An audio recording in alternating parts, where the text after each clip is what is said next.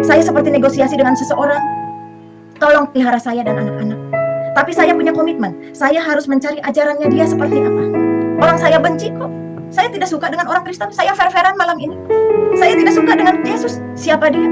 Sama seperti yang lain, ajaran-ajaran yang lain yang pernah saya alami, yang pernah saya terima, apalagi saya seorang hajat, tahu jelas, oh ini mah bukan Yesus, ini mah Yudas Iskariot, seperti ini, sama ceritanya seperti itu. Tapi saya komitmen, saya akan mencari ajaran seperti apa. Saya matikan itu lampu, saya tidak berdoa apa-apa, karena saya juga komitmen, saya tidak mau doa apapun. Bahkan saya sudah keluar dari yang lama juga, tapi saya tidak mau yang lain, saya mau mati, itu saja. Saudara yang terkasih, bagaimana detik-detik saya sedang mempersiapkan gelas itu, bagaimana saya mempersiapkan racun serangga, sementara anak berjejer, tidur di ubin, tidur di karpet, ya bekas-bekas karpet tipis seperti itu. Dengan terguncang, dengan sedih, dengan keadaan sadar dan tidak sadar, saya mau melakukan ini, saudara, dalam kondisi gelap gulita, hanya bau aroma dari obat nyamuk itu, saya sudah mulai mengucurkan itu. Saudara, itulah titik di mana seseorang menyelamatkan saya. Pada saat saya mengeluarkan air dari obat nyamuk itu, dalam kondisi gelap gulita, dalam kondisi saya tidak tidur, seseorang hadir di hadapan saya. Karena pada saat itu saya hanya memejamkan mata dan mengucurkan obat nyamuk itu ke gelas. Bagaimana seseorang ada di hadapan saya, berbaju putih, berkerudung putih, bersinar, hanya mengatakan, datanglah ke rumahku, maka aku akan menolongmu. Saudara, saat itu saya terhenti dan saya hanya mengatakan, siapa kamu? Dia hanya 2 kali berbicara, datanglah ke rumahku, maka aku akan menolongmu. Hei, kenapa Tuhannya orang Kristen yang datang? Tuhan saya mana? Allah mana? Yang satunya mana? Yang biasa saya agungkan. Kenapa kamu yang datang? Kenapa Tuhannya orang Kristen yang datang? Hanya cahaya yang bersinar. Dan saya tipikal pimpinan yang keras, bukan mimpi saya tidak percaya, tapi ini kenyataan. Ini gelas masih ada, ini botol masih ada. Saya mengatakan itu. Kenapa saya tahu ini Tuhannya orang Kristen? Karena ada beberapa karyawan saya yang orang Kristen akhirnya mualaf. Dan setiap saya datang ke rumahnya, ini siapa? Yesus ini siapa? Saya nggak suka sama dia.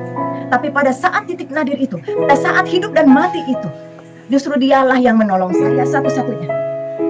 Saya mengatakan, kalau memang kamu mau menolong saya, tolong pelihara saya dan anak-anak.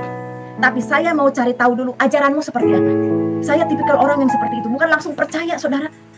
Bukan langsung, oh iya, saya akan ikut. Tidak, saudara. Saya seperti sedang negosiasi. Karena memang orang bisnis begitu. Nggak langsung percaya, segala sesuatu harus dipikirkan juga. Termasuk mau bunuh diri juga. Saya harus negosiasi dan saya harus mengklaim saya sudah tidak mau ibadah lagi yang dulu. Itu harus saya ambil keputusan. Nah, pada malam itu saya mengatakan, tolong pelihara saya dan anak-anak. Maka saya akan cari tahu dulu, ajaranmu seperti apa. Saudara, itu saya simpan, saya menangis, saya menjerit pada saat itu tengah malam. Dalam kondisi gelap gulita, ayat kursi saya baca, mungkin ini setan, mungkin saya sedang stres, mungkin saya sedang depresi, namanya orang bangkrut, namanya orang mau bunuh diri. Ayat 5, ayat 7, sapu jagat, semua itu, tengking-tengking, iya. Soalnya saya juga, maaf saudara, saya dari Banten. Yang begitu-gitu pengusir setan, kita biasa nyilmu, dulu juga saya menyilmu, makanya kadang orang sedikit segan karena saya banyak isinya. Dulu seperti itu, karena memang saya kuat untuk hal-hal seperti itu, kuat puasanya, kuat sholatnya, kuat zikirnya. Itu pada masa itu. Malam itu, hal yang menjadikan saya merubah dalam segalanya. Saya memutuskan, saya menyimpan gelas dan botol itu, saya menangis, habis saya doa-doa di dalam ayat kursi, ayat 5, ayat 7, doa sapu jagat, doa apapun, saya baca, saya hanya bisa menangis. Ternyata saudara, orang itu tidak ada, saya buka mata tidak ada, tapi yang ada hanya satu yang dia tinggalkan di hati saya. Saudara tahu apa yang dia tinggalkan? Bukan segudang emas, bukan uang bertumpuk, tidak.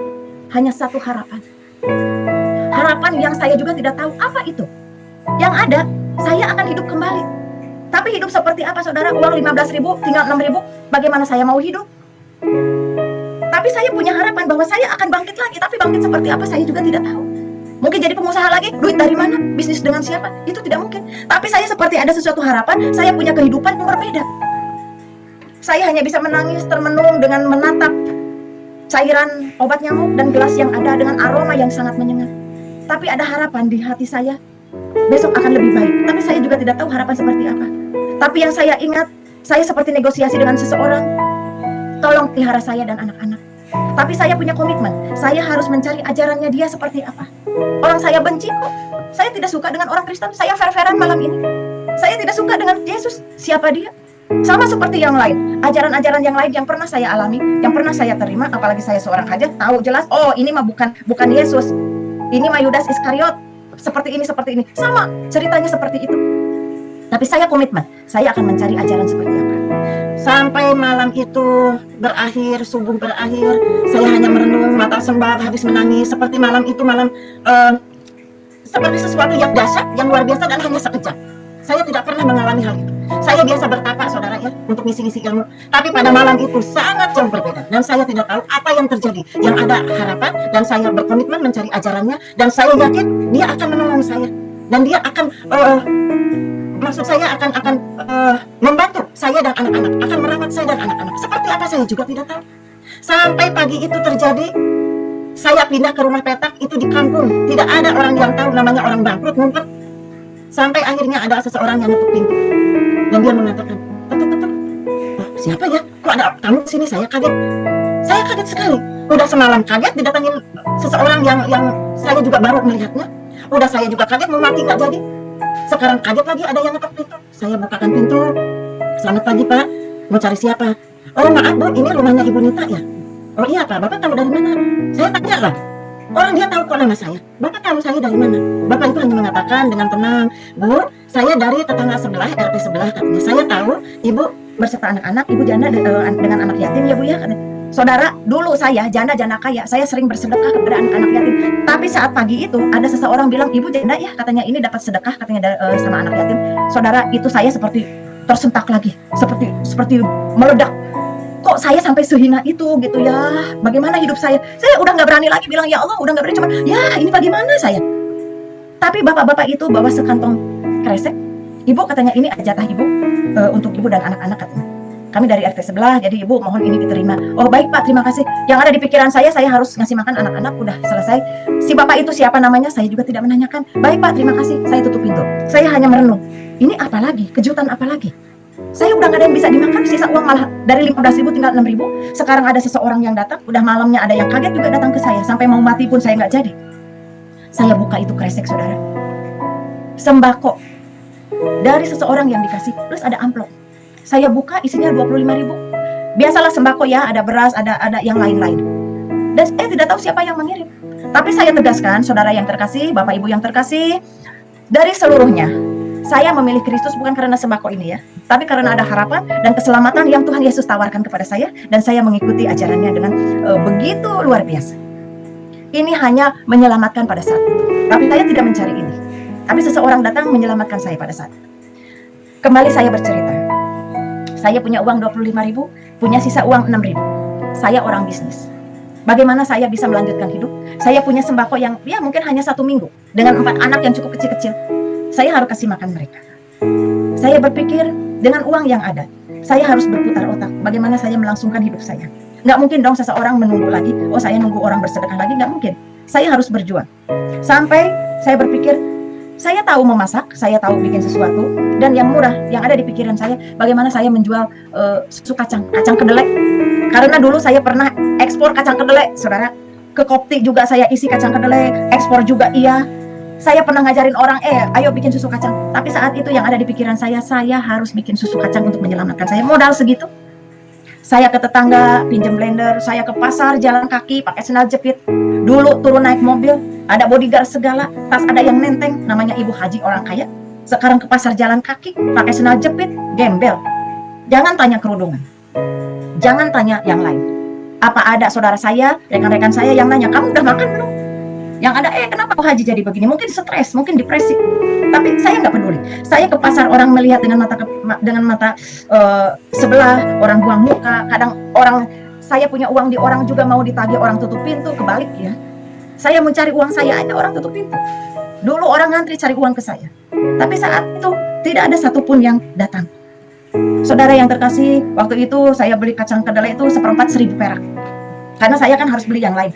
Kacang kedelai 1.000 perak, plastiknya, karetnya saya minta tuh saya potong-potong. Saya ngaduk-ngaduk, saya pinjam blender ke tetangga, saya mencoba dengan hancur hati saya, saudara. Maju mundur, ini pengusaha, ini bisniswoman, sekarang harus nenteng plastik. Jualan susu kacang. Saya bikin itu antara maju mundur. Kalau saya maju, bagaimanapun saya punya gengsi, saya manusia. Kalau mundur, anak-anak siapa yang mau kasih makan? Bagaimana saya punya hidup? Karena saya punya harapan, saya harus hidup lagi. Tapi apakah saya mau jadi penjual susu kacang? Tapi nggak apa-apa, saya harus melanjutkan hidup. Dan saya punya komitmen, saudara. Komitmen kepada seseorang yang datang di malam itu, seseorang yang bercahaya, bahwa saya akan mencari ajarannya seperti apa. Jadi, sambil saya jualan susu kacang, saya menanyakan kalau ketemu konsumen, Pak, Bapak ke gereja atau ke masjid? Oh, saya ke masjid, Bu. Kenapa? Ibu mau pengajian nanti sama istri saya. Oh, bukan, Pak. Saya menanyakan lagi dalam hati. Gue juga suka ke masjid dulu. Gue juga di kerudung. Enggak, Pak. Lain kali aja pengajiannya. Bapak mau beli susu enggak? Oh, beli 1. Oke, enggak apa-apa. Harganya 1.000 perak, lumayan. Jalan lagi, ketemu ibu-ibu. Bu, ibu ke gereja atau ke masjid? Oh, saya ke gereja, Mbak. Emang kenapa? Saya mau nanya, boleh? Memangnya Tuhan Yesus ada? Oh, ada. Dia Tuhan saya. Begini-gini. Ah, kenapa, Bu? Enggak, saya mau jualan susu kacang. Kan nggak semudah itu, saya percaya. Saya mau jualan susu kacang. Mau beli? Oh, beli. Terus saya tanya lagi setiap hari. Saya tanya sampai saya juga ketemu orang yang, oh dia tuh Tuhan Yesus baik, Tuhan itu penolong, begini. Saya cuma diam aja. Boleh saya nanya? Mau nanya apa? Bisa tidak Tuhan Yesus itu datang? Oh iya, dia sering menampakkan. Saya jadi bingung lagi, sering menampakkan. Sementara di ajaran saya yang lama itu dia kan udah terangkat hidup. Sementara yang disalibkan itu kan Yudas Iskariot. Ini otak masih otak yang lama, belum di-upgrade. Sampai akhirnya saya ketemu sebuah rumah yang cukup besar di Hook. Saya ketemu orang itu karena saya sedang jualan ke tetangganya. Ibu jualan apa? Oh, saya jualan susu kacang. Oh, ibu mau beli? Boleh. Nah, boleh menjadi langganan saya. Boleh, tapi jangan pakai gula. Ya, Bu, baik, soalnya dia diabetes. Baik. Dia langganan ke saya, baik. Terus saya tanya, ibu ke gereja atau ke masjid? Oh, kami ke gereja. Gitu. Kenapa? Oh, enggak, saya mau nanya tentang Tuhan Yesus itu siapa sih? Oh, dia ceritakan Tuhan Yesus begini-gini. Terus, oh, kalau mau tahu tunggu ya, katanya suami saya kebetulan gembala. Ini Ibu Haji nggak ngerti gembala itu gembala apa. Saya pikir gembala itu gembala yang di sawah, naik karbon, seruling. Apa ini gembala atau bagaimana? Saya bilang, oh, saya nggak ngerti Bu, gembala-gembalaan itu apa. Oh, gembala itu jadi pimpinan di satu gereja, katanya gitu. Oh, Ibu mau dikenalin sekarang? Oh, kenalan aja ya Bu ya, tapi saya nggak mau cerita apa-apa. Oh iya katanya, kenalan lah sama suaminya yang gembala itu. Nah, udah. Sampai akhirnya saudara itu saya jualan susu kacang dari 1/4 cuman berapa bungkus. Itu bagaimana penyertaan Tuhan kepada saya ya. Meningkat. Jadi tiap hari saya itu paling sedikit 2 kilo saya bikin susu kacang. Termasuk ada pelanggan-pelanggan lain yang punya dagangan. Ada baju, Bu bisa nggak bawain dagangan saya? Oh iya bisa. Tenteng sana, tenteng sini, bikin ini, bikin itu. Saya tenteng kemana-mana jualan. Puji Tuhan, semakin meningkat, saya bisa pindah dari rumah petak itu ke rumah petak yang lain yang lumayan ada kamar 1. Dari yang 1 kotak bisa pindah. Saya bayar di situ, saya mulai bebenah dengan anak-anak, tapi saya tetap mencari. Saya mencari ajarannya seperti apa, sampai akhirnya saya ketemu lagi orang yang kaya itu, karena jadi langganan, terus dagangannya terus belanja terus ke saya banyak sekali. Sampai di total kurang lebih 7 juta ada. 7 juta pada saat itu tuh sangat besar sekali ya. Saking apa saudara? Saking saya terlena, karena kalau saya jualan, terus bapaknya tuh ada yang gembala itu, yang saya tahu akhirnya beliau seorang pendeta, beliau pimpinan di gereja. Dia selalu menceritakan Tuhan Yesus itu baik, Tuhan Yesus itu begini, semua akurat dengan Alkitab. Sampai akhirnya saya terlena, hanya setoran sedikit dari istrinya tuh. Sampai suatu hari yang punya dagangan nanya, datang ke rumah, Bu maaf saya mau nanya, katanya Ibu sudah bawa dagangan saya banyak, katanya kira-kira bisa setoran kapan? Agak banyak ya Bu, karena saya harus berputar. Memang iya juga. Di ibu ini sangat besar, hampir 7 juta. Sementara di yang lain sedikit-sedikit dan ya lumayan lancar lah. Ya saya bilang, tunggu ya Pak ya, saya mau ke rumahnya dulu. Saya datang ke rumahnya yang besar itu. Saya ketok lagi. Karena dia sepuh ya, dia panggil saya Mbak Nita. Oh Mbak Nita, ada apa lagi katanya? Bikin apa sekarang? Oh enggak Bu, saya enggak bikin apa-apa. Kebetulan di rumah ada yang datang, yang punya dagangan. Maksudnya enggak, dagangan itu sebetulnya dagangan punya orang. Saya dagangin, saya cuma ngambil untung sedikit. Nah kebetulan dia nanyain, kebetulan Ibu besar utang ke saya. Dia agak kaget. Saudara, apa yang terjadi? Saya bukan mau buka aib, tapi ini perjalanan hidup saya. Tahu nggak itu seorang ibu tua itu? Dia keluarkan, ayo Manita keringnya, tolong buka kalung saya. Emang kenapa Bu? Saya bukain. Dia lepasin. Ini katanya, kamu bawa ke pasar. Ini suratnya. Dia cari-cari. Ini suratnya. Kamu jual ini kalung. Nanti uangnya buat kamu katanya, buat bayar dagangan.